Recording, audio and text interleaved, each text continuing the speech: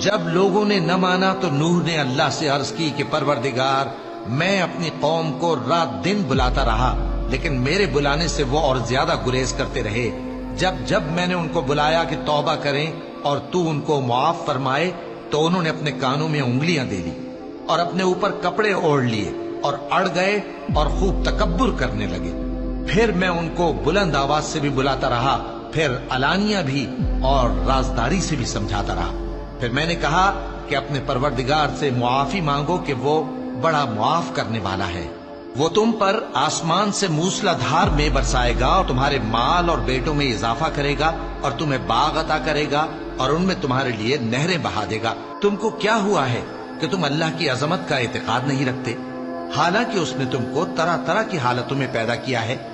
کیا تم نے نہیں دیکھا کہ اللہ نے 7 آسمان کیسے اوپر تلے بنائے ہیں اور چاند کو ان میں روشن بنایا ہے اور سورج کو چراغ بنا دیا ہے؟ اور اللہ ہی نے تم کو زمین سے ایک خاص طرح سے پیدا کیا ہے، پھر اسی میں تمہیں وہ لوٹا دے گا اور اسی سے تم کو نکال کھڑا کرے گا۔